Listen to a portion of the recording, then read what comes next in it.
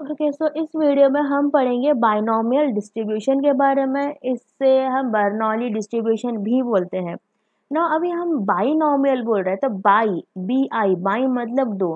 तो कोई ऐसा डिस्ट्रीब्यूशन जिसमें जो हम ट्रायल करते हैं तो उसमें दो आउटपुट या दो इवेंट की पॉसिबिलिटी होती है, तो इसे हम बोलते हैं बाइनोमियल डिस्ट्रीब्यूशन।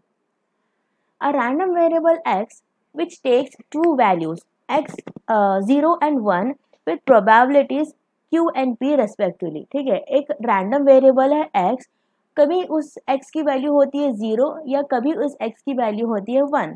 जब x की वैल्यू 0 होती है तो उसे हम प्रोबेबिलिटी देते हैं q, और जब x की वैल्यू 1 होती है उसके हम प्रोबेबिलिटी देते हैं p।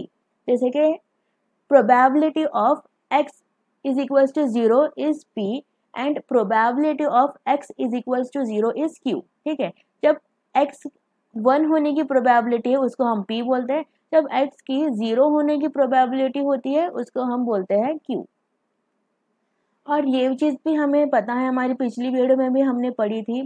q को कैलकुलेट करने के लिए क्या करते हैं, q is equals to 1 minus p. तो इसको हम बोलते हैं बर्नौली वेरिएट, और हम बोलते हैं कि ऐसे वाले जो फिगर होते हैं उसको हम बोलते हैं कि ये आते हैं बर्नौली डिस्ट्रीब्यूशन में। ठीक है, जब p plus q equals to 1 होता है या q इक्वल्स टू 1 माइनस पी होता है तो हम बोलते हैं कि इसमें ये होती है Bernoulli distribution. Let a random experiment be performed repeatedly and let the occurrence of an event in a trial be called a success and its non-occurrence a failure। ठीक है, तो एक समझे कि एक रैंडम एक्सपेरिमेंट हम परफॉर्म करते हैं, जैसे कि सिक्का उछालना, यही हम एग्जांपल कंटिन्यू करेंगे। सिक्का उछालने का एक हमने एक्सपेरिमेंट किया, ठीक है, एक ट्रायल किया, और समझे कि उसमें हेड और टेल दोनों की पॉसिबिलिटी है, लेकिन हमने सोचा कि अगर हेड आया तो मतलब सक्सेस, और अगर हेड नहीं आया तो नॉन अकरेंस ऑफ हेड को हम बोलते हैं failure. Consider a set of n independent Bernoulli trials in which the probability p of success in any trial is constant for each trial। ठीक है, समझे कि हमने n नंबर ऑफ ट्रायल किए, उसमें प्रोबेबिलिटी ऑफ p जो success की जो प्रोबेबिलिटी है वो कांस्टेंट है किसी ट्रायल में। और जब प्रोबेबिलिटी ऑफ p है तो probability of q that is non occurrence of p, तो वो कैसे कैलकुलेट करते हैं, q is equals to 1 minus p, that is failure. Next एक और टर्म हमने यहाँ पे इंट्रोड्यूस की है r। ठीक है, यहाँ पे आप देखते हैं प्रोबेबिलिटी ऑफ सक्सेस r। तो यहाँ पर r क्या है हमारा, r मतलब सक्सेस। ठीक है, r माने के सक्सेस यहाँ पे है r मतलब सक्सेस, p मतलब प्रोबेबिलिटी ऑफ सक्सेस, r मतलब सक्सेस। ठीक है, तो यहाँ पे हम कितने ट्रायल्स कर रहे हैं, n ट्रायल्स। ठीक है, n ट्रायल्स में सक्सेस कितनी है, r। ठीक है, r है सक्सेस, तो फेलियर कितनी होगी, यस n माइनस r होगी हमारी फेलियर, है ना, n माइनस r होगी हमारी फेलियर। तो समझे कि एक हमने कुछ ट्रायल किया है, और ट्रायल में कैसा ऑर्डर आ रहा है, यहाँ पे दिया है S F S S F S F F F S और लास्ट में है एस एफ एस एफ। ठीक है, यहाँ पर एस का मतलब है सक्सेस और एफ का मतलब है फेलियर। तो इसको हम किस तरीके से एक्सप्रेस करेंगे, probability of success and failure and success failure failure failure success, इसको हम कैसा करेंगे, probability of success multiplied by probability of success multiplied by probability of failure multiplied by probability of success multiplied by probability of failure and so on and so forth। लेकिन जब probability of success है इसको denote करते हैं हम p से, probability of failure को denote करते हैं हम q से। तो कुछ इस तरह।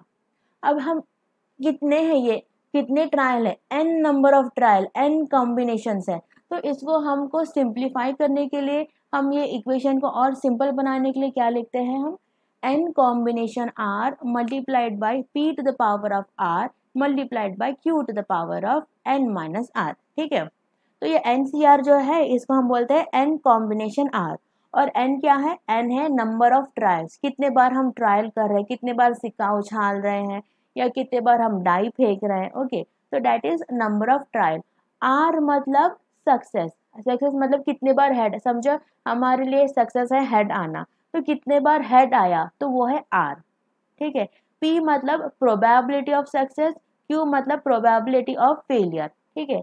और N minus R is failure, मतलब कितने बार हेड नहीं आया वो है फेलियर, ठीक है। तो आई बिलीव आपको सारे टर्म्स के बारे में पता चल गया है। और एक जो है N कॉम्बिनेशन R, इसको हम कैसा सॉल्व करें, इसका फॉर्मूला है N combination of R is equals to N factorial divided by R factorial multiplied by N minus R factorial, ठीक है। तो इस तरीके से इसे हम सॉल्व करते हैं, ये चीज़ यूज़ करके हम सॉल्व करते हैं। तो नेक्स्ट हम एक एग्जांपल देखते हैं जहाँ पर हम ये बायनोमियल डिस्ट्रीब्यूशन के जो फॉर्मूले हैं वो कैसा यूज़ करते हैं, आपको पता लग जाएगा। तो the result of treatment with an antibiotic is that an infection is either cured और not cured within 5 days, ठीक है। तो ये लाइन क्या बता रहा है, एक एंटीबायोटिक से हम ट्रीटमेंट कर रहे हैं किसी इन्फेक्शन का, और उस एंटीबायोटिक का जो ट्रीटमेंट का जो कोर्स है वो 5 दिन का है। तो 5 दिन में पेशेंट्स या तो क्योर होता है या तो क्योर नहीं होता है, मतलब वो हेल्दी होता है या हेल्दी नहीं रहता है, वैसे इन्फेक्शन में ही होता है। तो जैसे कि 2 ऑप्शन दिए हैं, मतलब हमको बायनॉमियल डिस्ट्रीब्यूशन ही फॉलो करना होगा यहाँ पर। Next, after performing 4 trials, it was found that outcome probability of cure is 0.75, ठीक है। हमने कितने ट्रायल किए हैं, 4 ट्रायल किए हैं, ठीक है। तो एन की वैल्यू भी हमको पता चल गई, टोटल नंबर ऑफ ट्रायल्स कितने हैं, 4 है। और इन 4 ट्रायल में प्रोबेबिलिटी ऑफ क्योर इज 0.75, तो सक्सेस की प्रोबेबिलिटी कितनी है, 0.75। पी की वैल्यू भी मिल गई हमें 0.75। Next, suppose there are 5 possible outcomes, no patients are cured. Second possible क्या है, 1 patient is cured. Next possibility 2 patients cured, 3 patient cure, 4 patient cure. तो हमको प्रोबेबिलिटी जाननी है कि कोई पेशेंट भी क्योर नहीं हुआ, इसकी प्रोबेबिलिटी कितनी है, सिर्फ एक ही पेशेंट क्योर हुआ, इसकी प्रोबेबिलिटी कितनी है, सिर्फ 2 पेशेंट क्योर हो गया है, इसकी प्रोबेबिलिटी कितनी है, सिर्फ 3 पेशेंट क्योर हुआ है, इसकी प्रोबेबिलिटी कितनी है, और सिर्फ 4 पेशेंट क्योर है, इसकी प्रोबेबिलिटी कितनी है, ये हमें कैलकुलेट करना होगा, ठीक है। तो हम सोल्यूशन जानते हैं। सबसे पहले जो भी हमारे पास गिवन वैल्यू है वो हम लिख देते हैं। तो गिवन वैल्यू है n की वैल्यू है 4, क्योंकि हमने यहाँ पर कितने ट्रायल किए हैं, 4 ट्रायल किए हैं, ठीक है। यहाँ पर दिया है 4 ट्रायल्स। नेक्स्ट, p की वैल्यू भी दी है 0.75, तो यहाँ पर है प्रोबेबिलिटी ऑफ क्योर 0.75, ठीक है। तो p की वैल्यू दी है तो हम q की वैल्यू आराम से फाइंड आउट कर सकते हैं, वह है 0.25, मतलब probability of not getting cured is 0.25। तो जल्दी से हम ये सारी पॉसिबिलिटीज देखते हैं, ठीक है। तो पहली पॉसिबिलिटी क्या है, नो पेशेंट्स आर क्योर, तो सक्सेस कितनी है, 0। तो सक्सेस कैसे हम डिनोट करते हैं, R से, ठीक है। तो R की वैल्यू है 0। तो उसके बाद हम अपना ये वाला फॉर्मूला यूज कर लेते हैं, ये वाला फॉर्मूला यूज कर लेते हैं। तो probability of 0 patient getting cure is equals to n combination R multiplied by जो भी है आप सबकी वैल्यू डाल दीजिए, 4 combination 0 multiplied by 0.75 to the power of 0 multiplied by 0.25 to the power of 4। Next हम n कॉम्बिनेशन R मतलब 4 combination 0 जो है हम वो कैलकुलेट करते हैं यहाँ पे। तो न्यूमिनेटर में रहती है n फैक्टोरियल, n यहाँ पर हमारा 4 डिवाइड बाय r फैक्टोरियल है 0 multiplied by n minus r मतलब 4 माइनस 0 फैक्टोरियल। तो 4 फैक्टोरियल मतलब 4 into 3 into 2 into 1 divide by 0 factorial मतलब 1 लिखना रहता है। 4 माइनस 0 इज 4, तो पूरा लिख देते हैं। तो न्यूमिनेटर डिनोमिनेटर कैंसिल आउट हो जाएंगे, हमको आंसर मिलेगा 1। तो 4 कॉम्बिनेशन 0 का आंसर है 1 multiplied by 0.75 to the power of 0. Anything to the power of 0 will be 1 multiplied by 0.25 to the power of 4 will be 0.0039. तो इसका आंसर हमको मिला है 0.0039। So probability of no patients are getting cured वो है 0.0039। ऐसे हम दूसरा भी कैलकुलेट करते हैं, probability of 1 patient is cured. तो यहाँ पर एक पेशेंट क्योर हो रहा है, तो हमारी सक्सेस कितनी है, R is equals to 1। Next यही फॉर्मूला डाल के सारे चीज़ें डाल दीजिए, ठीक है। तो 4 कॉम्बिनेशन 1 को हम कैलकुलेट करते हैं यहाँ पे। 4 factorial is 4 into 3 into 1 divide by 1 factorial will be 1 multiplied by 4 minus 1 is 3 तो 3 × 2 × 1, तो ये 3 और 2 कैंसिल आउट हो जाएगा, आंसर मिलेगा हमें 4। तो 4 कॉम्बिनेशन 1 का आंसर है 4, multiplied by 0.75 to the power of 1 will be 1, multiplied by 0.25 to the power of 3 will be 0.0156। तो पूरा कैलकुलेट कीजिए, हमको आंसर मिलेगा 0.0468। तो probability of one patient to get cure is 0.0468। ठीक है। नेक्स्ट तीसरी पॉसिबिलिटी है 2 पेशेंट्स आर गेटिंग क्योर। तो हमारा सक्सेस कितना है, 2 है। तो R इज इक्वल्स टू 2, फिर सब कुछ इस फॉर्मूले में डाल दीजिए। ठीक है।